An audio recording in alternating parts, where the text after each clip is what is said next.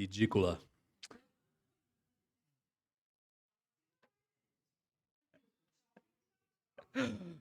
Bom dia a todos. Estamos de volta ao nosso Confissão de Fé Batista de 1689. Nós começamos mais ou menos 2 anos atrás e nós, na introdução que falamos sobre essa confissão, afirmamos que até 1500 e pouco, uma confissão de fé não era tão necessária.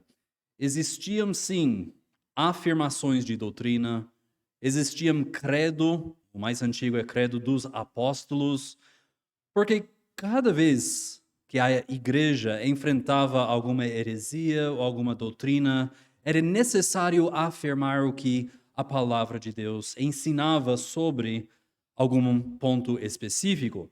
Mas foi a partir de 1400, 1500, a Reforma, onde nós começamos a receber esses grandes documentos, confissões de 23 capítulos, porque era necessário entender a diferença entre o certo e o errado, não em um ponto que todo mundo tinha dúvida, mas em vários pontos, pontos sistemáticos.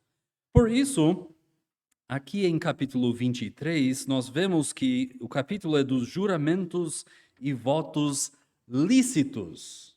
Juramentos e votos lícitos. E você pensa, mas a confissão estava indo tão bem, falou das escrituras, falou da salvação, falou dos benefícios de estar em Cristo, e agora estamos falando sobre juramentos e votos lícitos.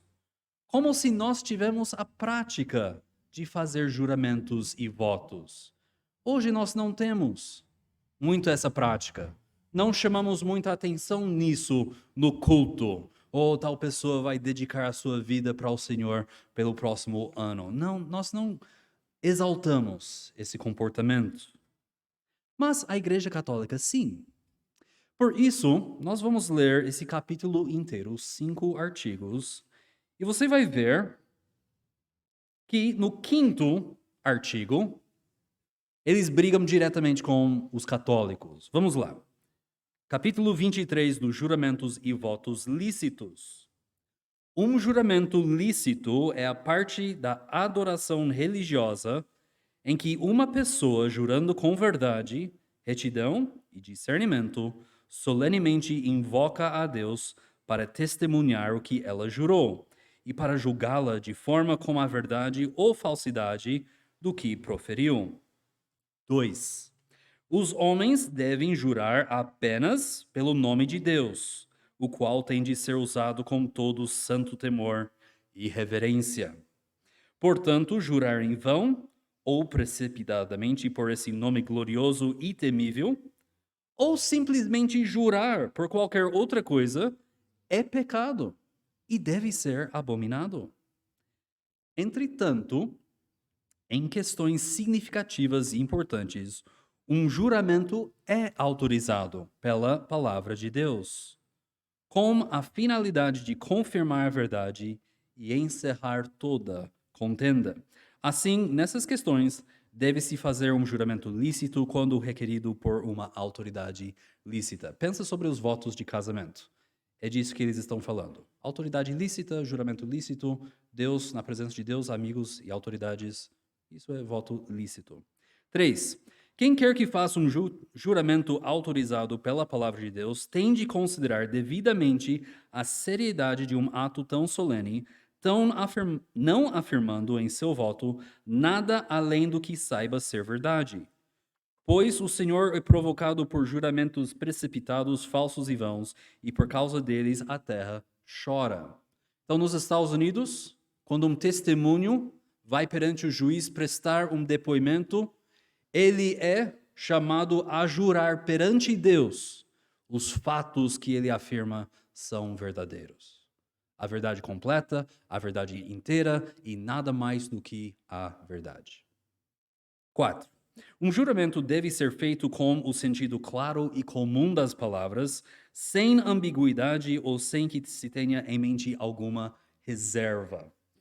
5. Olha só.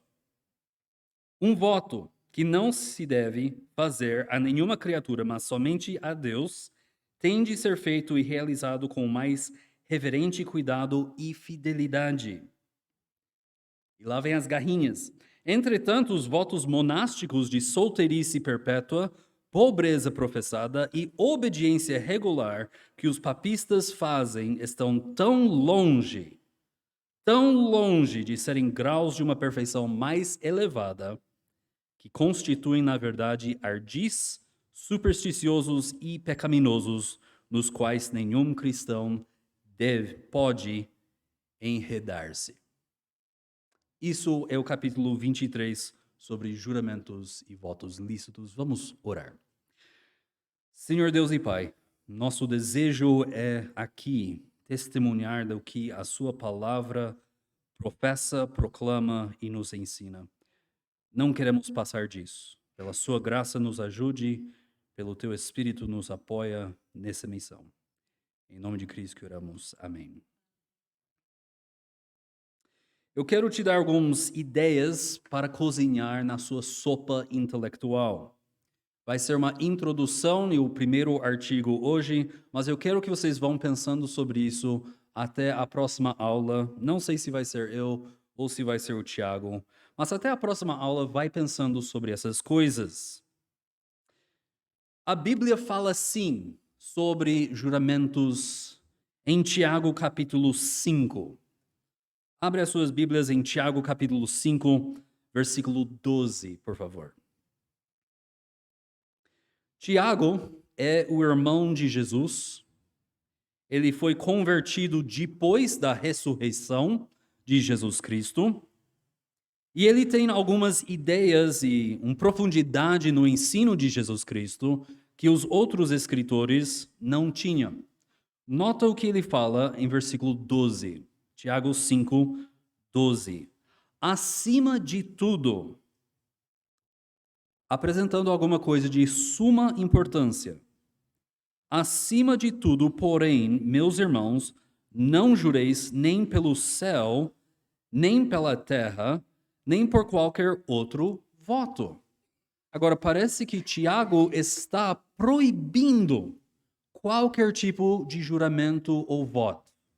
Não parece que ele acaba com o assunto, ele fala, não faz isso, de qualquer forma. Mas, continuando, antes, seja o vosso sim, sim, e o vosso não, não, para não cairdes em juízo. Se queremos entender o que Tiago está nos ensinando nesse versículo, precisamos entender como esse ensino encaixa nos outros lugares da Bíblia que falam sobre votos lícitos. Olhe em Mateus 5, por favor. O irmão de Tiago, Jesus Cristo, o próprio, versículo 33 a 37. Ele acrescenta, também ouviste que foi dito aos antigos, não jurarás falso, mas cumprirás rigorosamente para com o Senhor os teus juramentos. Eu, porém, vos digo, de modo algum jureis nem pelo céu, por ser o trono de Deus, nem pela terra, por ser estrado de seus pés, nem por Jerusalém, por ser cidade do grande rei, nem jureis pela tua cabeça, porque não podes tornar um cabelo branco ou preto, seja, porém, a sua palavra. Sim, sim. Não, não. O que disto passar vem do maligno. Então, Jesus Cristo estabelece que tem um caminho bem estreito de juramentos e votos lícitos, mas tem amplo caminho de votos e juramentos ilícitas, erradas, que Deus não aceita. O apóstolo Paulo frequentemente usava juramentos para enfatizar a verdade que ele ensinava. Em Romanos capítulo 9, de 1 a 3, é uma afirmação tão extravagante que Paulo afirma com um juramento. Romanos 9, a 3. Digo a verdade em Cristo. Cristo é meu testemunho. Não minto. Testemunhando comigo no Espírito Santo a minha própria consciência, tenho grande tristeza e incessante dor no coração, porque eu mesmo desejaria ser anátema, separado de Cristo, por amor de meus irmãos, meus compatriotas, segundo a carne. O mesmo sentimento de Paulo é que ele fosse ao inferno para que os judeus pudessem vir a Cristo. E ele jura isso. Ele fala: digo a verdade em Cristo. Perante o grande juiz de toda a terra e céu, eu afirmo que isso é verdade. O motivo que nós temos ou precisamos de juramentos e votos é porque pessoas, você e eu, somos mentirosos. O motivo por qual nós temos juramentos e votos na palavra de Deus é porque homens e mulheres, vocês e eu, somos mentirosos. Romanos 3, versículo 4 diz: seja Deus verdadeiro e mentiroso todo homem. Romanos 3, versículo 4. Seja Deus verdadeiro e mentiroso todo homem. Segundo está escrito, para seres justificado nas tuas palavras e venhas a vencer quando fores julgado. Como homens e mulheres caídos, nós não somente temos uma aversão à verdade que devemos receber, mas também nós temos uma aversão em falar a verdade, do que nós deveríamos comunicar. Então, essa aversão à verdade é de ambas as partes. Não queremos escutar a verdade, não queremos falar a verdade. Isso somos nós, você e eu. Todo filho e filha de Adão e Eva tem a mesma aversão. É tão profundamente enraizado que a conversão não remove essa corrupção por completo. Nos dá vitória sobre isso, sim, mas mesmo assim nós temos no nosso centro o desejo de ocultar, ou o desejo de fazer aparecer melhor ou menos pior do que a realidade é.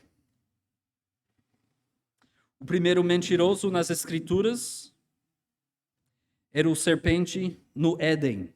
Gênesis 3, versículo 1. Mas a serpente, mais sagaz do que todos os animais selváticos que o Senhor Deus tinha feito, disse à mulher: é assim que Deus disse: não comereis de toda árvore do jardim? O primeiro ataque de Satanás é contra a veracidade de Deus. Deus fala uma coisa e ele já vem com a dúvida. Será que é assim mesmo que Deus disse? E por isso, em João 8, versículo 44, Jesus fala: vós sois do diabo, que é o vosso pai, e quereis satisfazer-lhe os desejos. Ele foi homicida desde o princípio e jamais se firmou na verdade, porque nele não há verdade. Quando ele profere mentira, fala do que lhe é próprio, porque é mentiroso e pai da mentira. Então, biblicamente, existe uma grande lacuna entre duas partes. De um lado, Deus, que fala a verdade, que cumpre o que promete. E do outro lado, Satanás e nós, que temos essa aversão à verdade. Duas partes. Deus, fiel, faz o que promete. Nós, infiéis, mentirosos, reservados. nossas palavras não podem ser confiadas implicitamente. Mas Deus, ele nunca mente, ele guarda a sua palavra. E a esperança da nossa redenção é justamente na veracidade que Deus fará o que Deus prometeu que ele faria na palavra de Deus. A nossa esperança é nisso. Em Tiago 2:19. Veja como nós normalmente tentamos fugir. Crês tu que Deus é um só? Fazes bem. Até os demônios creem e tremem. Então, tem uma coisa em afirmar a verdade, mas é outra coisa inteiramente praticar a verdade, obedecer o que Deus diz.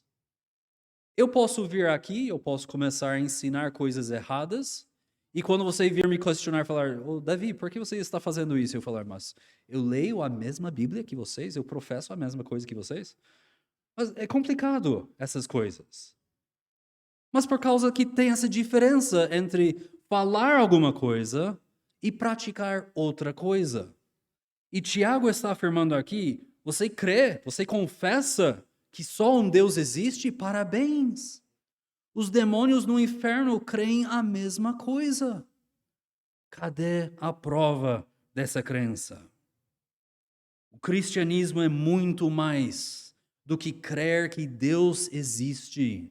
O cristianismo é viver de acordo com a verdade da palavra de Deus. Toma, por exemplo, os juramentos que nós fizemos, que comentamos ao ler capítulo 23. Casamento. Perante irmãos, perante amigos, perante família, perante um representante da igreja de Deus, perante o próprio Deus. Homem e mulher entram em um voto e somente a morte separa. Somente a morte separa. É diferente dos votos que fazemos quando ninguém está escutando. Quando a gente decide, eu não vou comer mais açúcar por esse mês de junho. Um voto que eu faço com eu mesmo, ninguém é testemunho. Ninguém vai falar, olha, você está comendo açúcar, você não disse.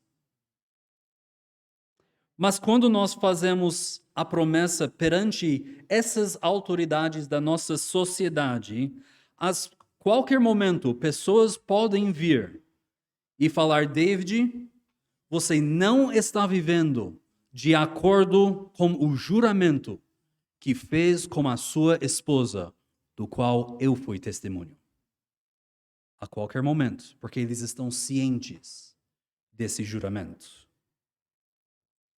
Mas, e se os meus amigos e a minha família e a igreja não se importa com o juramento que eu fiz para a minha esposa?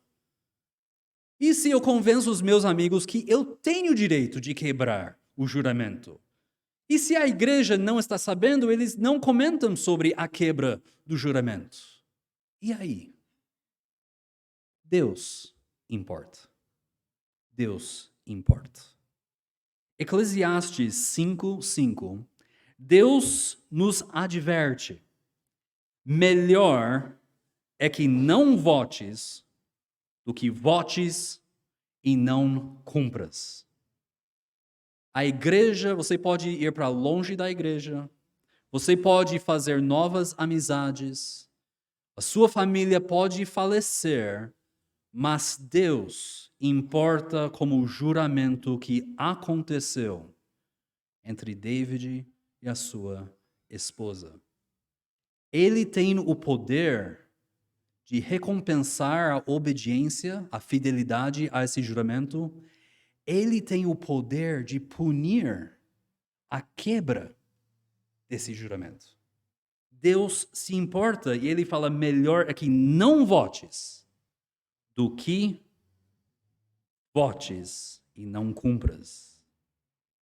Deus estabeleceu o casamento Ele nos deu esse voto sagrado e juramento que chama a atenção ao aspecto especial, santo e dimensão sagrado da promessa.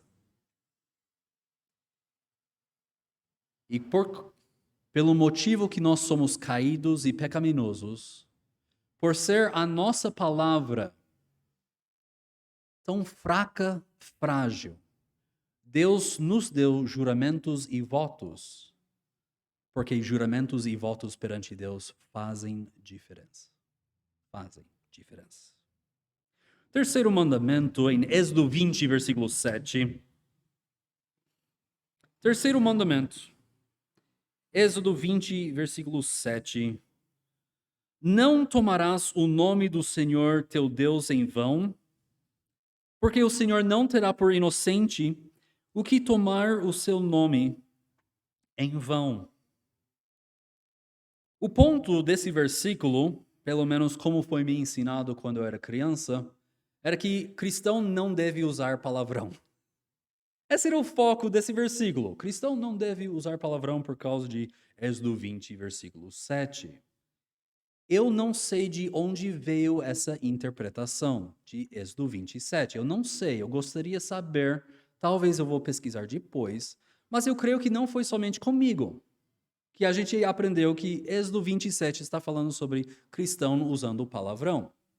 De fato, cristão não deve usar palavrão. Mas não é esse capítulo e versículos que provam isso.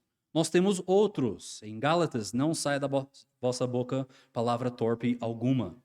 Isso já deixa claro. Mas o primeiro mandamento aqui em Êxodo 20 protege a pureza da nossa adoração. O segundo mandamento coloca barreiras entre Deus e a idolatria. E o terceiro mandamento também, esse que nós estamos a contemplar aqui, trata de idolatria também. Pensa comigo. Eu faço um juramento e eu falo sobre o túmulo do meu pai. Eu afirmo que essas coisas são verdadeiras. Meu pai tem nada a ver com isso. Ele não pode garantir que eu vou cumprir a minha promessa. Tem pastores que eles juram pelo púlpito ou juram pela Bíblia. Até hoje, ao fazer presidente, eu esqueci o verbo em português. Não é consagrar um presidente americano, eles não são pastores. E graças a Deus por isso, mas aquela cerimônia onde eles entram, eles assumem o ofício. Pode ser ordenação. Que eles vão jurar, que eles vão defender a Constituição. Normalmente a mão esquerda está em cima de uma Bíblia. Posse. Professor de história serve para alguma coisa, sim. Então não adianta nós jurarmos acerca de coisas que não têm o poder de nos manter fiel, de nos punir ou de recompensar. Fazendo isso, nós elevamos o túmulo do meu pai, nós elevamos o púlpito, nós elevamos a palavra de Deus a um ponto que nós concedemos a eles poderes que eles não têm por si só. Eles não têm por si só. Somente Deus pode escutar cada promessa e juramento e voto que fazemos. Somente Ele tem o poder de nos recompensar, só Ele tem o poder de nos punir. Por isso, em Êxodo 20, versículo 7, ele diz: não tomarás o nome do Senhor teu Deus em vão, porque o Senhor não terá por inocente o que tomar o seu nome em vão. Deus escuta tudo. Por isso Jesus falou, você não precisa jurar. Homem cristão, A sua palavra deve ser sim. A sua palavra deve ser não. Não deve falar sim quando você, na verdade, quer falar não. E não deve falar não quando deve falar sim.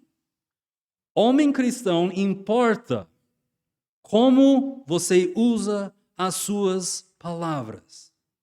Devemos ser homens e mulheres de integridade, das pessoas terem confiança quando alguém fala sim ou não, tal pessoa fará o que eles falaram. Por isso ele está falando aqui, não tomarás o nome do Senhor teu Deus em vão, porque o Senhor que escuta todas as coisas, ele não vai te inocentar. Se você usa as palavras da sua boca para mentir uns aos outros, para enganar, ele estará prestando atenção. Ele vai requerer de cada um. Então, o primeiro ponto, justamente o primeiro artigo, o juramento lícito é uma parte do culto religioso no qual a pessoa, jurando em verdade, justiça e de juízo, solenemente chama a Deus por testemunha do que assevera, para julgá-lo de acordo com a verdade ou falsidade disso. Nota, primeiro lugar, o juramento lícito é uma parte do culto religioso. Uma maneira que nós adoramos a Deus é chamando Ele a ser testemunho do que nós estamos a fazer e a impor as obrigações de qualquer juramento. Então, não é alguma coisa antibíblico jurar ou fazer votos. É sim. Porém, vamos adiante. No qual a pessoa, jurando em verdade, justiça e juízo, solenemente chama a Deus por testemunha do que assevera. Então, você lembra, na tradição de casamento, a cerimônia começa: meus amados, nós estamos reunidos aqui na presença de Deus para testemunhar a união deste ano e tal, e tudo mais, e lá vai. Então, é tudo isso. Nós estamos chamando primeiramente a Deus, apelando a Ele que Ele seja testemunho do que os fatos a ocorrer aqui serão de fatos verídicos, que serão votos sinceros. E uma pessoa que faz esse juramento está pedindo que Deus julga ele de acordo com a verdade ou falsidade disso. Isso é o primeiro ponto, no qual a pessoa, jurando em verdade, justiça e juízo, solenemente chama a Deus por testemunho do que assevera, para julgá-lo de acordo com a verdade ou falsidade disso. Não somente queremos a presença de Deus, queremos que Ele julga. Mostra quem é verdadeiro. Mostra quem é falso. O Senhor já sabe o coração de cada um. Então, ao chamar Ele como testemunha, chamamos Ele como juiz, a manifestar, trazer à luz aquilo que é e aquilo que não é. Na audiência, no casamento, na consagração de um novo pastor, quando você se torna membro de uma igreja, você faz votos que Deus testemunha, Deus julga. Faz um tempo, mas creio que foi mês retrasado, que a irmã Daiane leu o pacto dos membros desta igreja. Batista era um documento bem familiar entre os batistas antes dos anos 1950. E esse pacto é um juramento, e cada uma das partes desse pacto esclarece biblicamente os deveres de um membro com o outro membro. De orar incessantemente, de ensinar e educar religiosamente, não somente os filhos, mas qualquer um que está debaixo do teto da casa. Então, todas essas obrigações, um pacto que nós também, ao entrar em membresia, professamos publicamente perante os homens e perante Deus. Então, importa se nós guardamos as nossas promessas? Importa mesmo se eu falar sim, mas na verdade eu faço não, ou o inverso? Esse capítulo está interessado tão somente com a santidade, o fato da verdade ser sagrado. Esse é o ponto. A verdade é acima de tudo. Fazer afirmações verdadeiras não somente honra os nossos vizinhos, mas também honra a Deus. E Deus é a fonte de toda verdade, a fonte de toda veracidade. Na nossa carne existe essa grande propensidade para mentir, para enganar, para quebrar promessas, e como nós lembramos, cada pessoa que quebra promessa conosco. E a conversão não remove essa corrupção. Enquanto estivermos nessa vida, nós sempre lutaremos em falar a verdade. Mas sabe de uma coisa? Deus julga tudo que nós falamos. O julgamento pode ser aqui, antes do juízo final, ou pode ser depois, mas Deus olha, anota e julga cada mentira, engano, falsidade ou quebra de promessa que nós cometemos. Eu dei o troco, estamos 15 minutos adiantados. Alguém tem alguma dúvida ou pergunta antes de encerrarmos? Selma diz não. A Cláudia normalmente está falando, mas também está quieta.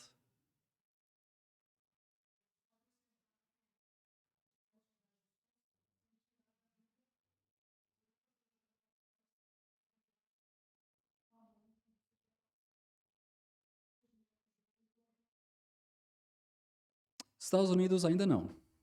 É uma opção, pelo menos. Aqui é diferente. Mas com Bíblia ou sem Bíblia, o juramento é Deus que vai julgar. Vamos ficar em pé, então? Vamos ter uma palavra de oração? Oremos. Senhor Deus, nosso Pai, nós te agradecemos. O Senhor é a fonte de toda a verdade.